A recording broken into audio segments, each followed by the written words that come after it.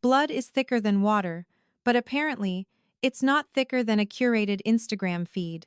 My brother banned me from his $80,000 wedding because my presence ruined his bride's aesthetic vision. I walked away quietly that night. But the next morning, my phone rang. He was hyperventilating. The karma was just beginning. If you want to understand the exact moment my family fractured, you have to go back 18 years. I was 12. My older brother, Liam, was 14. A faulty space heater in our basement sparked a blaze that swallowed the lower half of our childhood home in minutes. Liam was trapped under a collapsed ceiling joist. I didn't think. I just ran back in, grabbed the burning wood, and dragged him out. Liam walked away with a sprained ankle. I walked away with third-degree burns covering my entire left arm, shoulder, and a portion of my neck. I've spent most of my life making peace with the sprawling, jagged maps of scar tissue that define my left side. My parents, Richard and Martha, always called them my hero marks. Liam used to cry and tell me he owed me his life. But gratitude is a funny thing. It has a remarkably short shelf life, especially when it goes up against vanity. Fast forward to present day.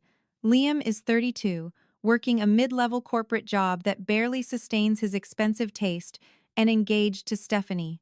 Stephanie is 28, breathtakingly gorgeous, and hopelessly obsessed with becoming a luxury lifestyle influencer. To Stephanie, life isn't meant to be lived. It's meant to be color-graded, filtered, and posted. Everything she touches has to fit into a rigid, neutral-toned aesthetic. I didn't love Stephanie. She had a habit of talking to service workers, like they were stray dogs, and possessed the emotional depth of a puddle, but Liam looked at her like she hung the moon.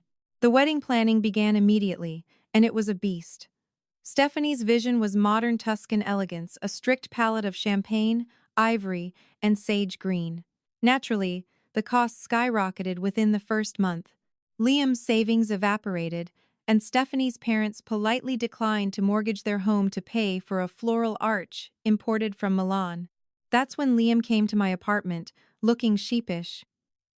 I'm 30, single, and run a highly successful, high-end event catering and logistics company in the city. I know everyone in the industry.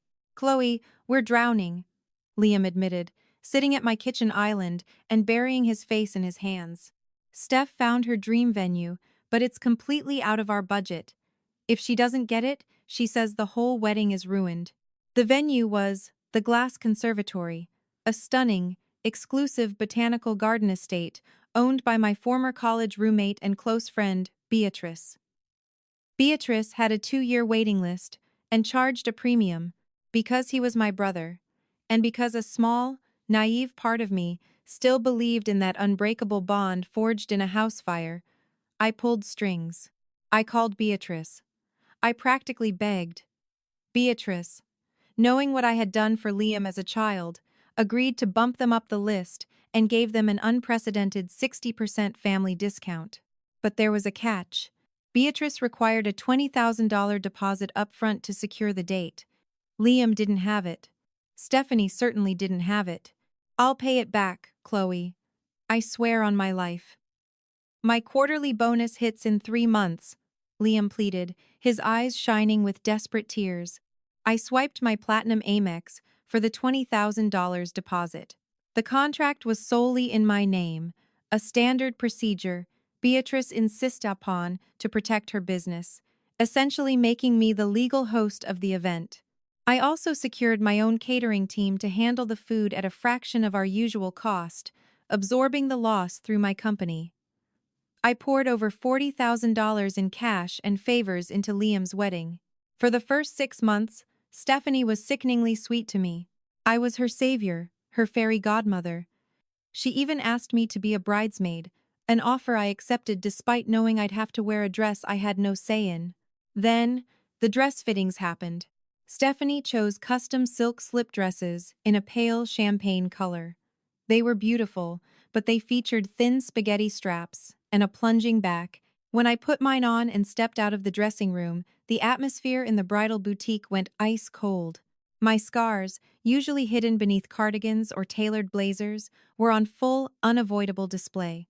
The dark, textured tissue snaked up my arm and over my bare shoulder, striking a harsh contrast against the delicate, flawless champagne silk. Stephanie stared at me, her expression unreadable.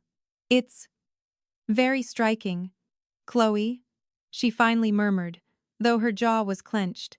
I offered to buy a matching silk shawl, or perhaps a long-sleeved bolero in the exact same fabric. I even offered to pay the designer out of my own pocket to alter just my dress to add sheer sleeves. No, no, Stephanie said quickly, a tight, artificial smile pasting itself onto her face. Adding sleeves to just one dress will ruin the silhouette of the bridal party. It's totally fine. It was not fine. Over the next 3 months, the microaggressions started. Stephanie accidentally forgot to invite me to the bachelorette trip to Tulum. Then, she demoted me from bridesmaid to guest of honor, claiming she wanted to keep the bridal party even because one of Liam's groomsmen had dropped out. I didn't fight it. I was relieved not to wear the slip dress. But as the wedding drew closer, Stephanie's obsession with the visual perfection of the day reached a fever pitch. She sent out an email to all guests dictating a strict dress code. No bright colors, no patterns, women must wear floor-length neutral tones, men in black tuxedos. It was less a wedding and more a highly choreographed film set. I should have seen the final betrayal coming. But family blinds you. It was Thursday evening, 2 days before the wedding. The rehearsal dinner was being held at a swanky downtown bistro. I arrived wearing a tasteful, floor-length navy gown with long sleeves. I had paid the final catering invoice that morning, another $15,000 out of my business account. The mood was tense. Stephanie was vibrating with manic energy, snapping at the waitstaff and furiously typing on her phone. Liam looked exhausted, nursing a scotch and avoiding eye contact with almost everyone. Halfway through the main course, Stephanie leaned over to me. "Chloe, can I speak to you in the wine room for a second?" she asked, her voice dripping with a sickly sweet tone that immediately set off alarm bells in my head. I wiped my mouth with a napkin and followed her into the glass-enclosed wine room at the back of the restaurant. Liam trailed behind us, looking like a man walking to the gallows. Stephanie didn't waste time. She crossed her arms, her diamond engagement ring catching the dim light. "Chloe, we have a huge problem," she began, her tone shifting from sweet to sharp. The photographer sent over the mood boards and the shot list for Saturday. We were mapping out the family portraits and the candid shots for the reception. "Okay," I said slowly. "Is there an issue with the timeline?" "No," Stephanie sighed, running a hand through her perfectly styled hair. It's you." I blinked. "Me?" She gestured vaguely toward my left side. "Your arm, your neck, the scars. We're doing a highly stylized, editorial shoot for the wedding. Well, that kind of severe scarring is incredibly distracting. It draws the eye away from the bride and groom. It clashes with the entire champagne and ivory aesthetic. The air in the room seemed to vanish." I stood there, utterly paralyzed, trying to process the sheer audacity of her words. "You're saying my burn scars, the ones I got saving your fiancé's life, clash with your color palette?" I asked, my voice dangerously quiet. "Don't do that. Don't play the victim," Stephanie snapped, her true colors finally bleeding through the pristine veneer. "That happened decades ago. You don't get to hold it over his head forever. This is my day. I have worked tirelessly to curate a specific look. I cannot have my professional photos ruined by a massive, discolored burn mark right in the front row. You refuse to cover it up properly."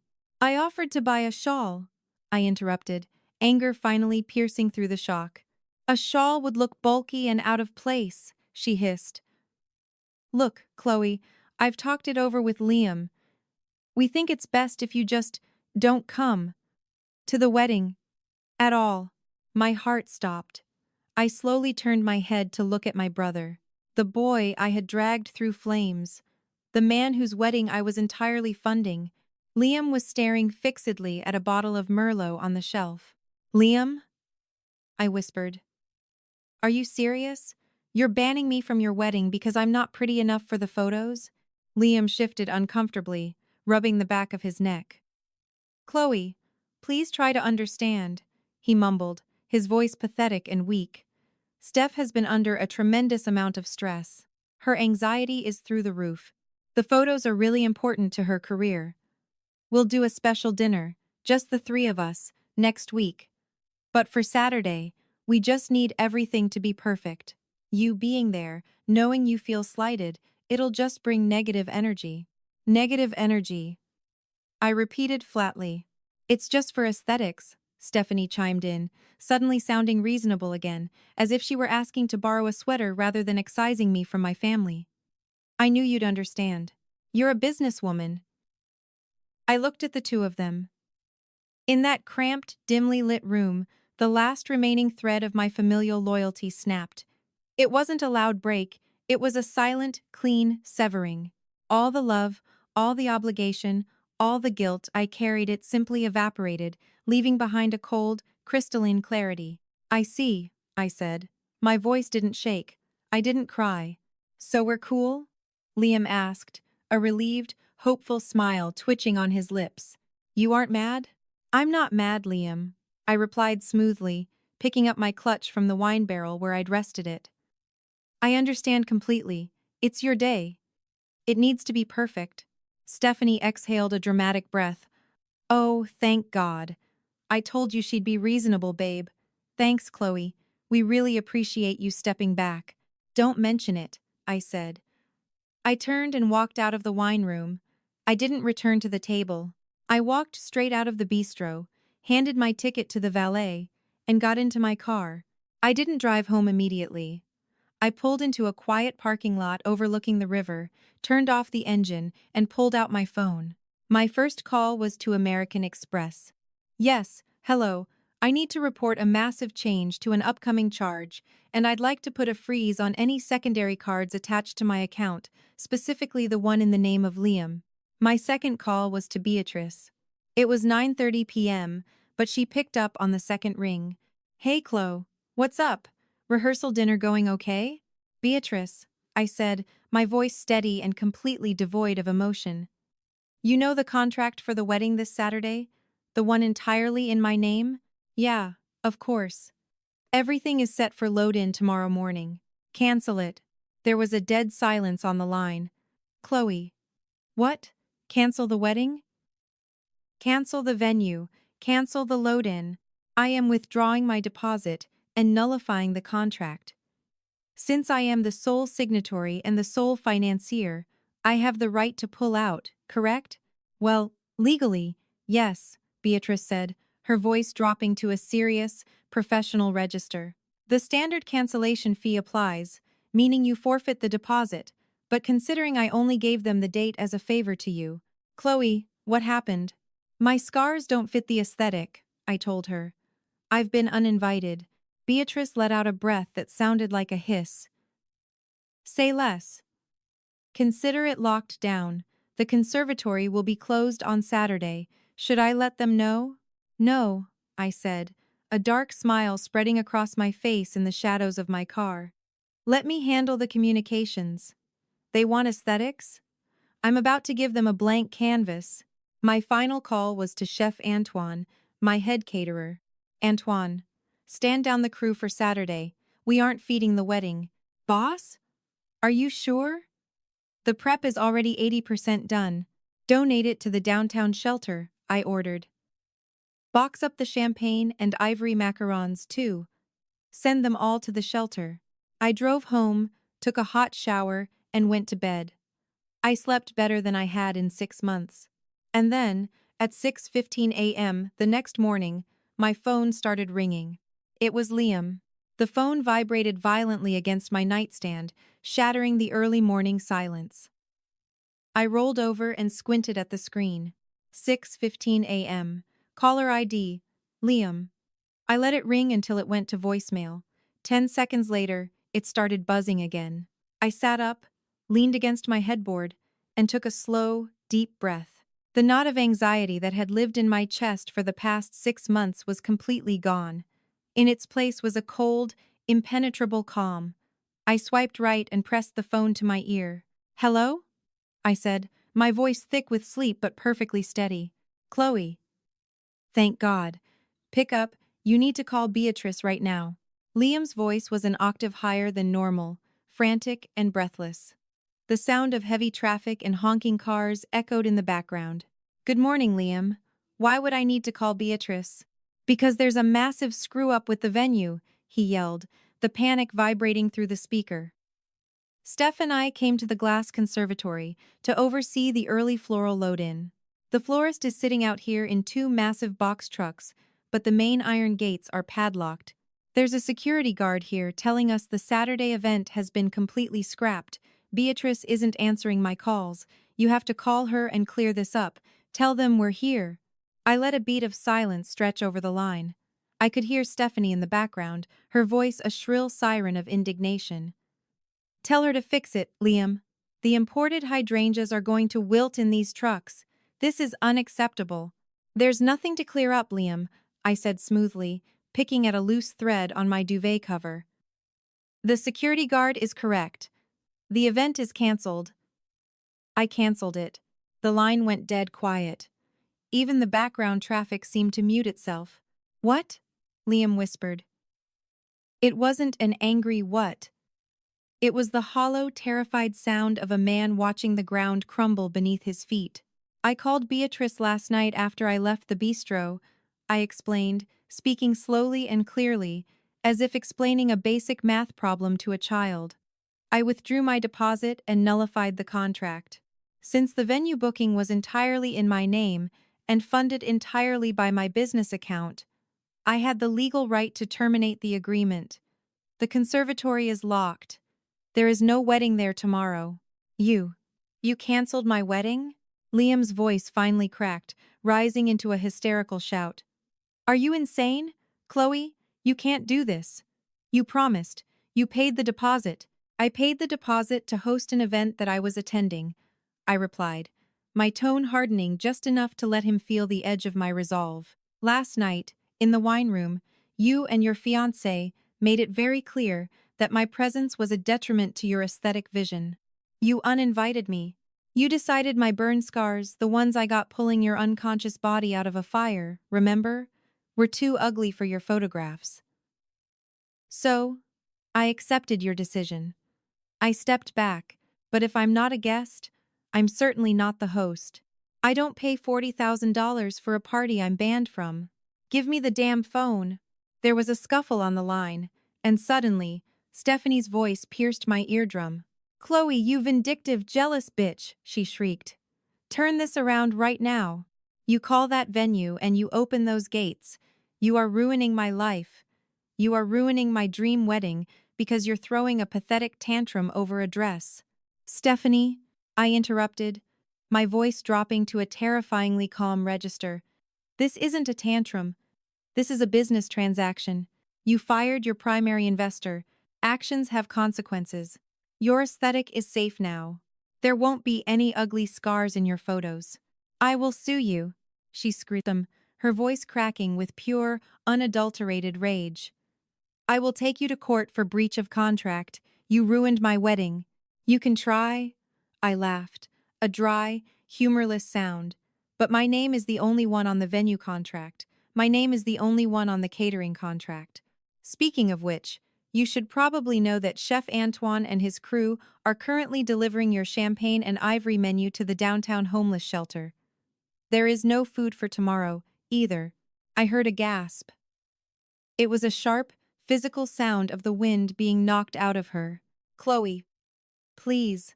Liam was back on the phone, and he was crying, actual, guttural sobs. Please. We have 200 guests arriving tomorrow. My boss is coming. Steph's influencer friends are flying in. We have nothing. We have no venue. We have no food. I have $400 in my checking account. I can't fix this. I'm begging you. I am so sorry. I was stupid. We were stressed. Please, reinstate the contracts. You weren't stressed, Liam, I said, the finality ringing clear as a bell. You were vain. And you were cowardly. You looked at the sister who burned herself to save your life, and you told her she wasn't pretty enough to sit in the front row. You chose an Instagram aesthetic over my humanity. There is no fixing this. Do not call me again. I hung up. I blocked his number. I blocked Stephanie's number. I got out of bed, brewed a cup of expensive dark roast coffee, and walked out onto my balcony to watch the sun rise over the city. It was going to be a beautiful Friday. By noon on Friday, the sheer scale of the disaster had fully descended upon Liam and Stephanie, and they entered the damage control phase. But instead of accountability, they chose the path of least resistance, playing the victim. Since I had blocked them, they turned to the weapon they knew best: social media and family gossip. She posted a tearful, black and white video of herself sitting in her car, wiping away mascara-stained tears. "Hey guys," she sniffled to her 40,000 followers. "I'm absolutely devastated. We've been the victims of a malicious vendor and a deeply toxic family member who decided to sabotage our entire wedding at the last minute out of pure spite. We are scrambling to find a new venue and food for tomorrow. Please send prayers. The devil works hard, but we are trying to stay positive." She didn't name me, but she didn't have to. Within an hour, my phone started lighting up with texts from extended family members, aunts, cousins, family friends, demanding to know what toxic thing I had done to poor Liam and Stephanie. I ignored them all. Let them wonder. I knew who was going to call next, and I was waiting for it. At 1:30 p.m., my screen flashed with a call from my mother, Martha. My parents had been footing the bill for the rehearsal dinner and the open bar, but they had no idea about the behind-the-scenes financial heavy lifting I had been doing, nor did they know about the dress code drama. I answered on the first ring. "Hi, Mom. Chloe, Elizabeth." My mother's voice was stern, laced with confusion and a rising panic. "What on earth is going on?" "Your father and I are getting frantic calls from your Aunt Susan. Liam just called your father sobbing, saying you canceled his venue and stole his catering. Tell me this is some kind of horrible misunderstanding. Tell me you didn't ruin your brother's wedding." "I didn't ruin it, Mom," I said calmly. "They uninvited me last night." There was a long pause. "Uninvited you? What do you mean they uninvited you? You're a bridesmaid. You're his sister. Stephanie demoted me from bridesmaid a month ago, Mom. And last night, at the rehearsal dinner, they pulled me into a private room. They told me that my presence would ruin their professional wedding photos." "Ruin the photos? How?" my mother asked, her voice faltering. I could hear my dad in the background asking what was going on. "My scars, Mom," I said, my voice finally cracking just a fraction, the raw vulnerability bleeding through. Stephanie said my burn scars were incredibly distracting and clashed with her champagne and ivory aesthetic. She said she couldn't have a massive, discolored burn mark in the front row for her submissions to Vogue weddings. And Liam stood right next to her and agreed. He told me I was bad for the aesthetic and asked me not to come. The silence on the other end of the line was absolute, profound, and heavy. When my mother finally spoke, the confusion was gone. It was replaced by a cold, terrifying maternal fury. "He said, 'What about your scars?'" she whispered. "He said they ruined the aesthetic, Mom. So, I left.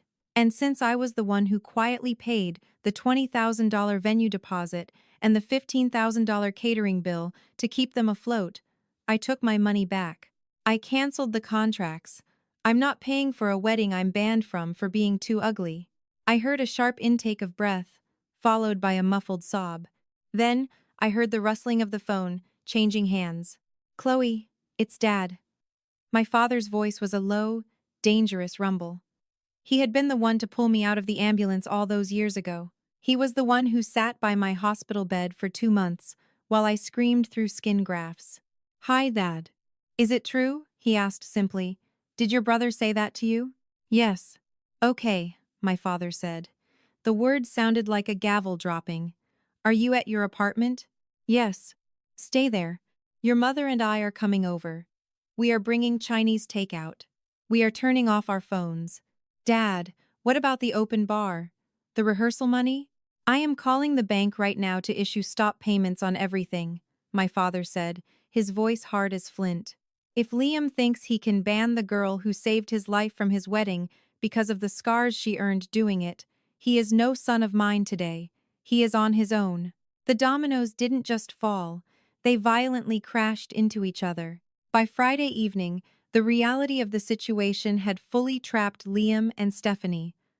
Without my parents' money, the open bar was cancelled. Without my venue, they had nowhere to legally gather 200 people. They desperately tried to book a cheap banquet hall in the suburbs, but no one takes a next-day booking for a 200-person event without a massive, non-refundable cash deposit cash they absolutely did not have. The real karma, however, came from within their own camp. Stephanie, pushed to the brink by the collapsing illusion of her perfect life, began to unravel. In her desperation, she accidentally let the truth slip to her maid of honor, a woman named Jessica, who had always harbored a secret disdain for Stephanie's vanity. Jessica, horrified by the real reason I was removed, immediately texted the rest of the bridal party. The news spread like wildfire.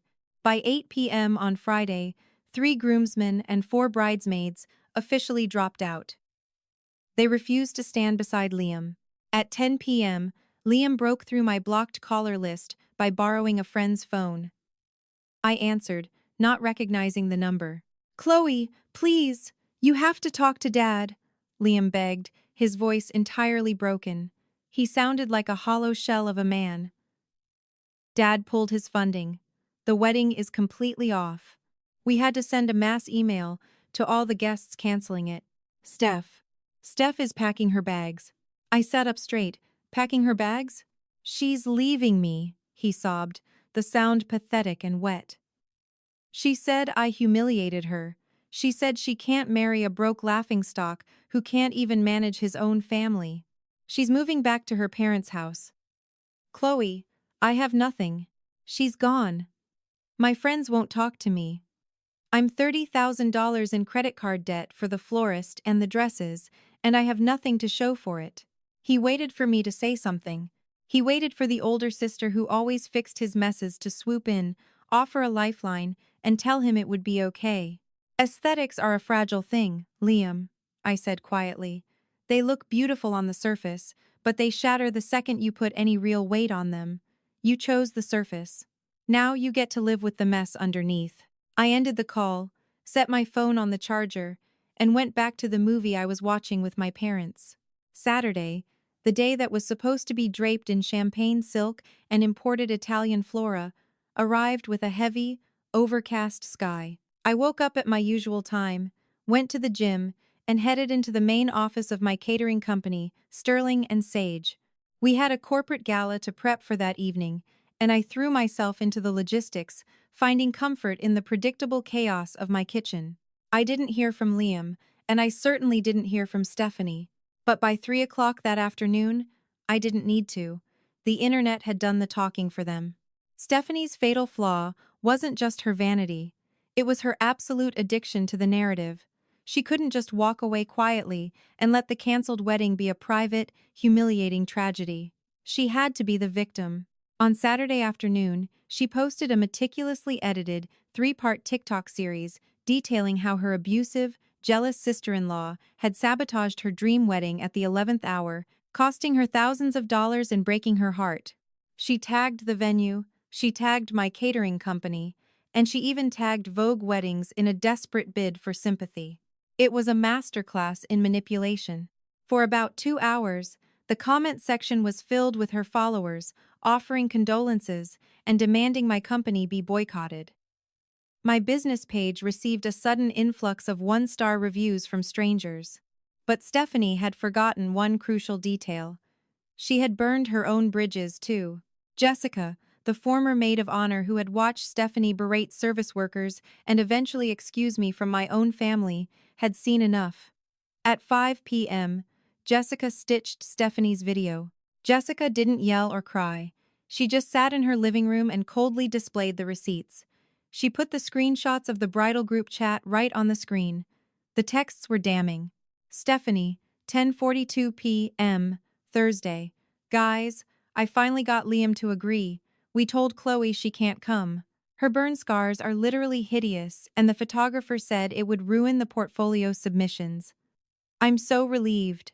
Jessica, 10:45 p.m. Steph, Are you serious? She paid for the venue. Stephanie, 10:46 p.m. Who cares? The contract is locked in. She wouldn't dare cancel it. She loves Liam too much. She's a doormat. I just need the aesthetic to be perfect. The internet is a fickle, terrifying machine, and its justice is swift and merciless. The tide turned against Stephanie in a matter of minutes. The video went viral, racking up over 2 million views by midnight. The comments on Stephanie's pages shifted from sympathetic to utterly brutal. People were tagging the brands that sponsored her mid-tier fashion lines, skincare companies demanding they drop her. By Monday morning, two of her biggest affiliate partners had publicly severed ties, citing a violation of their core brand values regarding body positivity and inclusivity. Stephanie locked her accounts, went completely dark, and retreated to her parents' house in Connecticut. The aesthetic she had sacrificed my humanity for was entirely, permanently destroyed. As for Liam, the hard reality of his choices hit him with the force of a freight train. Without my parents' financial safety net and without the shared income he had planned on with Stephanie, his lifestyle collapsed. 3 months after the non-wedding, I was sitting in my office, reviewing Q3 projections, when the receptionist buzzed my line. Chloe? Your brother is here. He doesn't have an appointment, but he says it's urgent. I took a slow breath. Send him in. Liam walked through the glass doors, and I barely recognized him. The tailored suits and smug confidence were gone. He looked 10 years older, his shoulders slumped, dark circles carved under his eyes.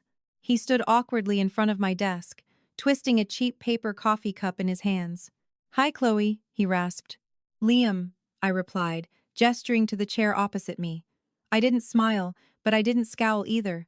I just observed him. He sat down heavily. I wanted to see you. Mom and Dad still won't speak to me unless it's an emergency. I had to move out of the downtown apartment. I'm renting a tiny studio in Queens now. The credit card companies are threatening to garnish my wages for the florist and the custom tuxedos. He let out a hollow, self-deprecating laugh.